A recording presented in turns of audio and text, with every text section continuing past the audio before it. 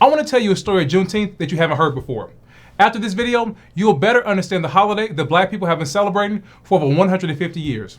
It's a story of resilience and defiance, and a complex path to freedom that isn't often talked about when Juneteenth is discussed. On June 19, 1865, Major General Gordon Granger and 2,000 Union troops arrived in Galveston, Texas.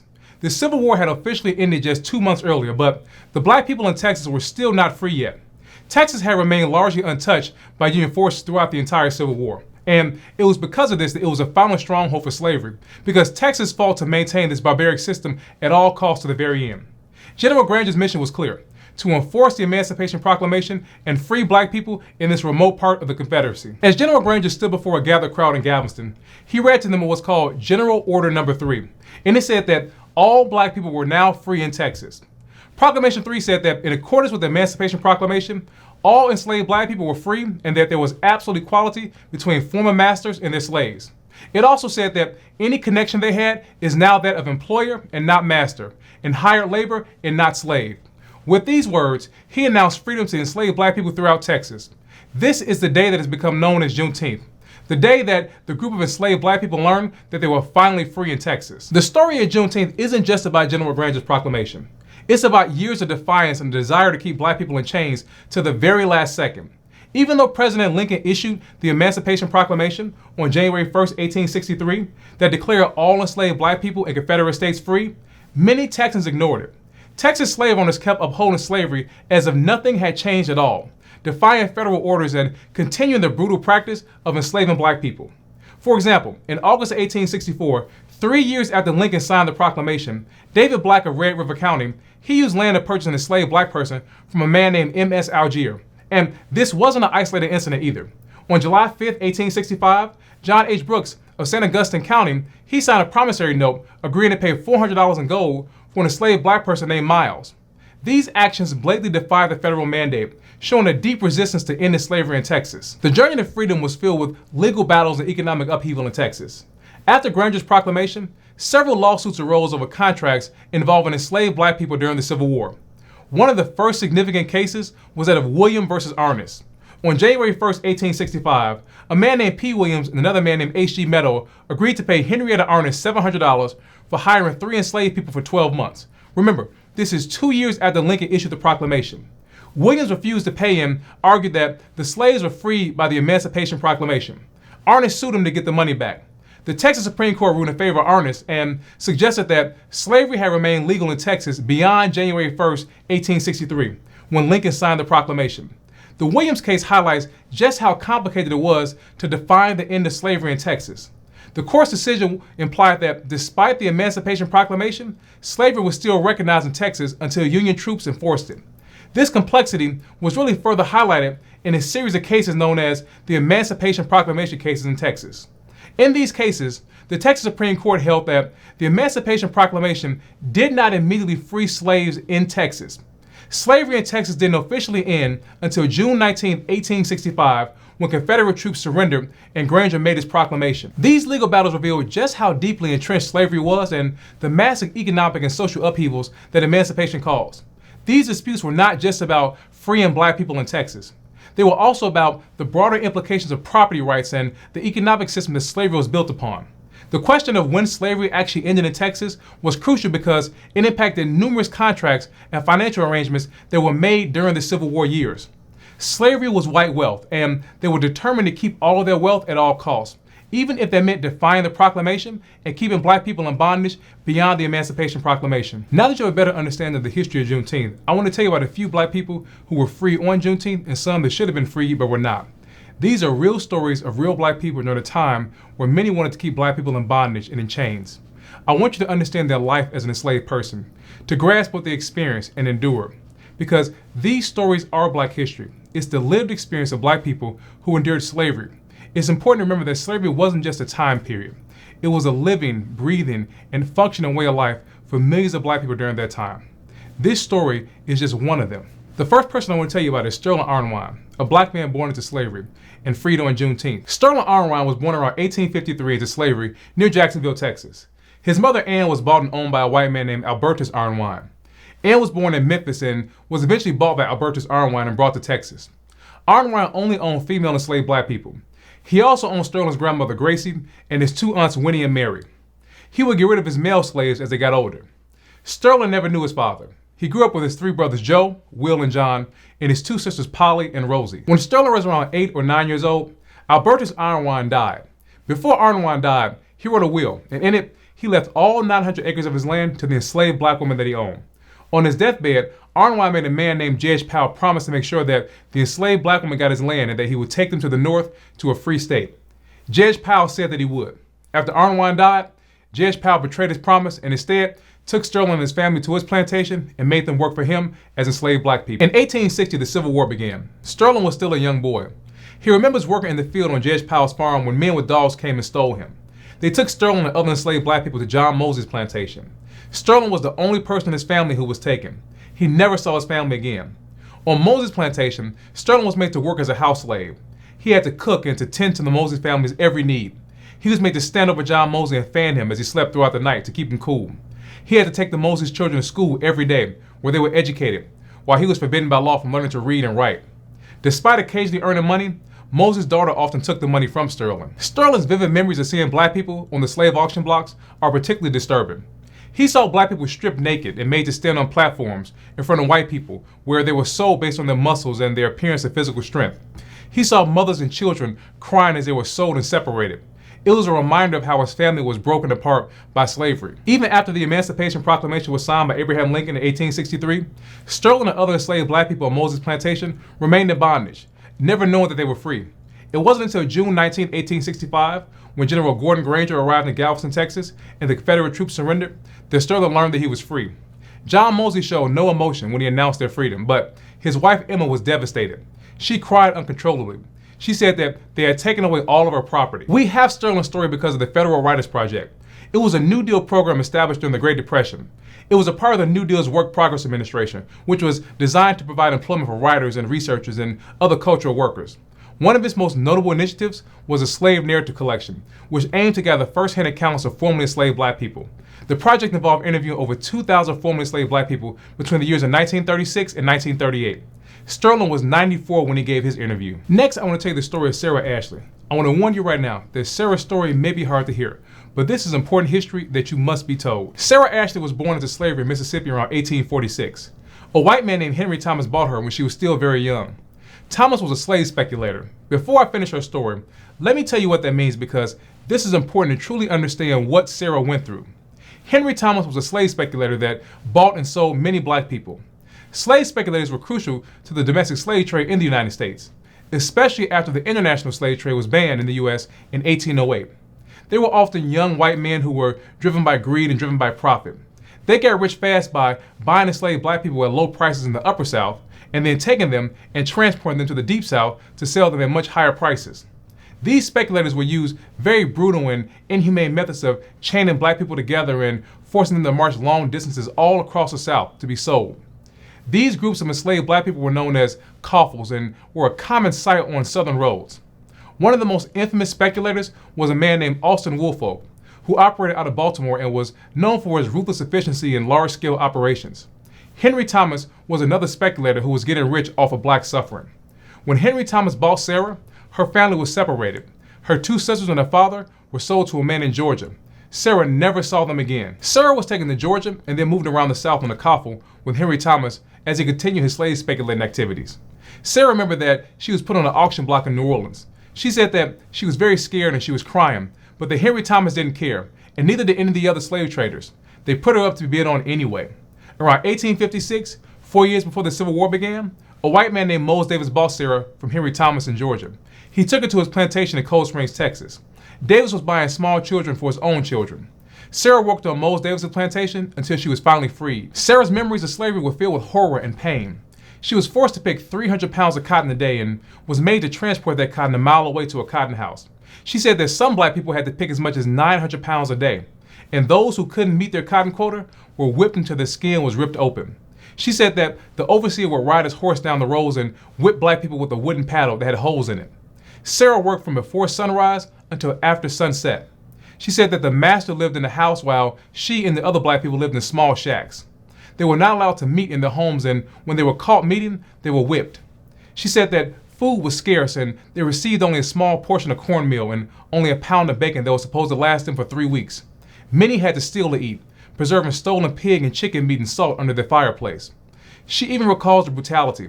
She remembered one slave ran away, and she said that when they caught him, they brought him back to the main house. When they began to whip him, she said that he jumped through the glass window, shattering glass everywhere, trying to get away. She said they caught him and beat him severely after that. She said they liked to strip the enslaved black people naked and then whip them until their flesh was ripped open. And then after that, they take salt and red pepper and rub it in the black person's wounds. Sarah remembered when she was freed. Sarah was 19 years old. Mose Davis had left on a trip to buy more slaves. He died on that trip. Sarah remembers that she was working in the field and that the new owner told them that they were free and no longer slaves. He told them that he was not happy about this and that he was losing his property. He gave them each a bale of cotton and some corn and asked them to stay and help him with the crop. Sarah said that everyone was so happy to be free that no one stayed. After gaining her freedom, Sarah went to work for a white man named Dick Cole as a cook. He promised to pay her $5 a month, but she said he never did. Instead, he gave her clothes and gave her food. The next story I want to tell you about is that of Frank Bell. Out of all that I've told in this video, Frank's might be the worst. He should have been freed, but was kept in slavery. Frank Bell was born into slavery in New Orleans around 1850. He was owned by a white man named Johnson Bell. Bell ran a saloon in New Orleans. Frank described Bell as a man who was violent and he liked to drink and he was mean and he hung out with bad people. Frank never knew his mother or any of his family. Bell stole Frank when he was still a little child. All Frank knew is that Bell told him that his mother was a bad woman. Frank was forced to work in Bell's saloon. His job was to tend to those that came to the parties and to make sure it was kept clean. He said that he earned some money by tipping off patrons about where to go in New Orleans to sow their wild oats. He would hide the money he made under rocks so that Bell didn't take it. He said that if Bell found the money, he would beat Frank nearly to death. Frank's life was absolutely horrible.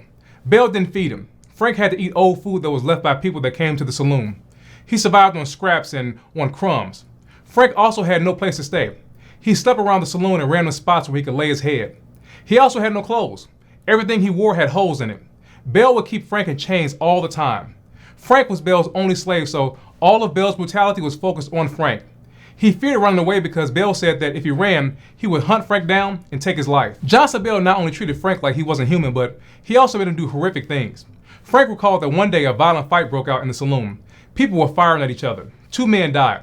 Frank was scared and ran, but Johnson Bell caught him. He then made Frank take the bodies to the river and tie them down with weights and throw them into the river.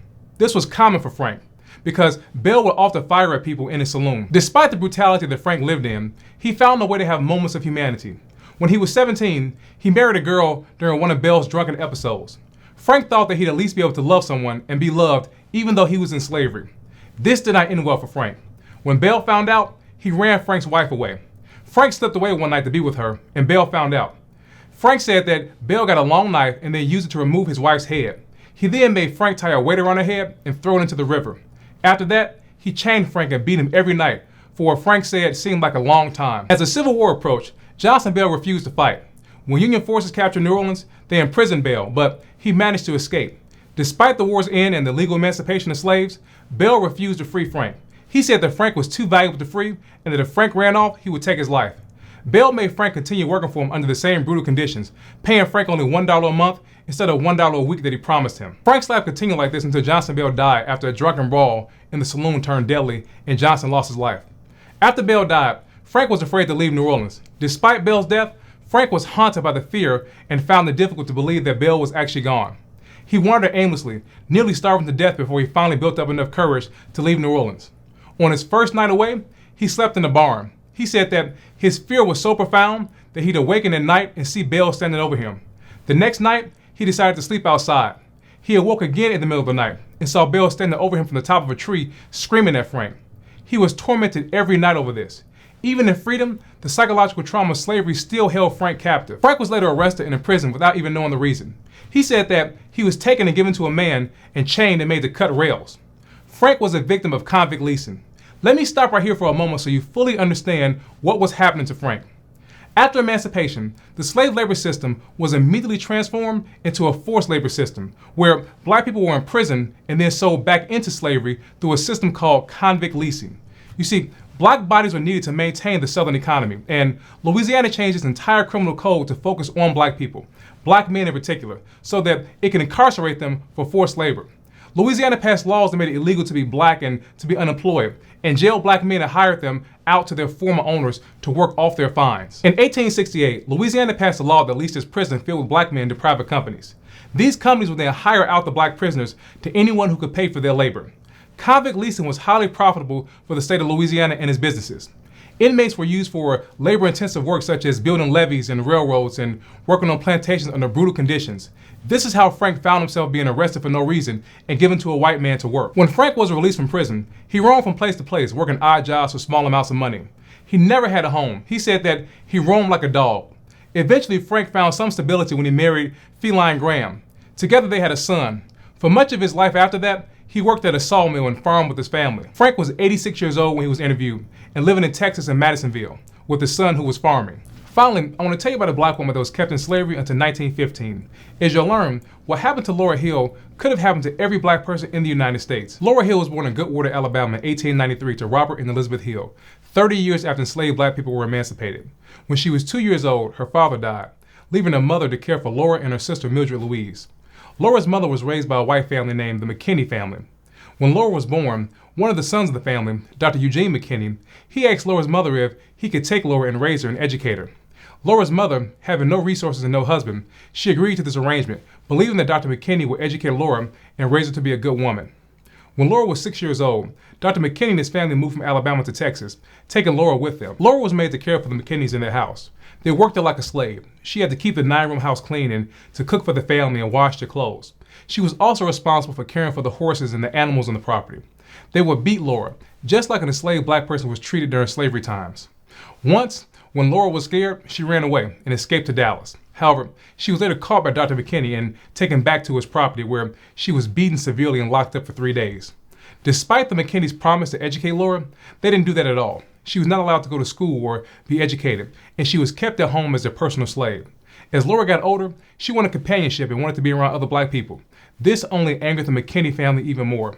They beat her for anything they perceived to be a slight offense and as she tried to request more freedom. When Laura was 21, Dr. McKinney finally allowed her to go to a black Baptist church. It was at this church that Laura met a man named Charles Tribune. They took an interest in one another. Charles helped Laura plan her escape. Laura hatched a plan to get money from Dr. McKinney. She told him that she needed $7 to pay her church dues. He reluctantly gave it to her. She then took that money along with a $10 gold coin that her mother had given her 16 years before and used it to fund her escape. Charles helped Laura to get a train ticket out of town. On February 7, 1915, Charles disguised Laura and put her on a train to Abilene, Texas. Once free, things weren't exactly perfect for Laura. Times were already bad for black people in the early 1900s. Jim Crow was alive and getting stronger each day. Laura spent 22 years as a slave. What the McKinneys did to her put her even further behind other black people who were free at the time. Once she escaped, Laura stayed with a generous family who offered to help her.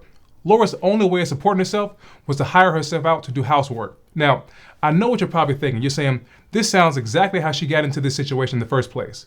But Laura's only way of supporting herself was to make herself available for white families. We have Laura's story because of an article that was published about her life in the Chicago Defender in 1915. Sadly, there are so many other black people who experienced similar ordeals that we'll never know about. I have to tell you that what happened to Laura was almost a reality for every black person in America at that time.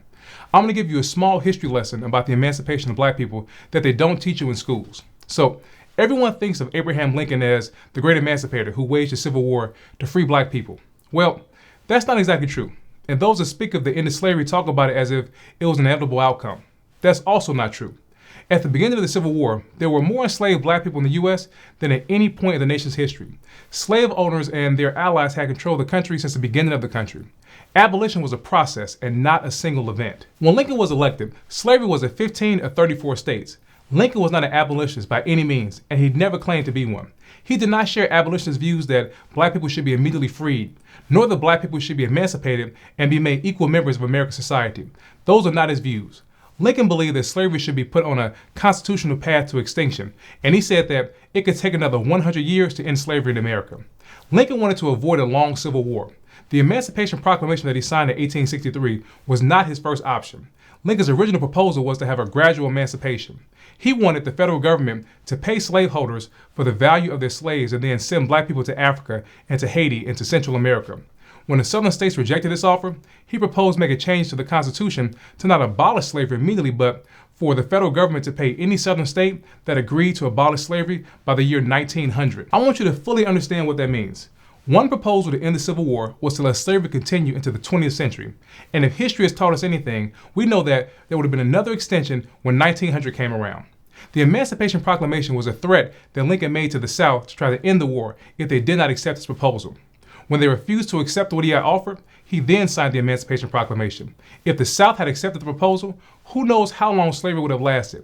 To 1920? To 1950? We don't know. What we do know is that black people's freedom was a bargaining chip. Juneteenth was not just a day when someone read a proclamation or when the last Confederate troops surrendered. It's about black people like Stearlin Arnwine and Sarah Ashley and Frank Bell, who endured slavery and were kept in bondage until the very last second of this brutal institution. And it also represents the next chapter of black life, because things did not get better for black people after emancipation. This country found new ways to continue chaining and working black people for profit and subjecting black people to unspeakable injustice, right to this very day. I want to know your thoughts on this video. How did it make you feel learning this information? Drop me a comment down below and let me know what you think.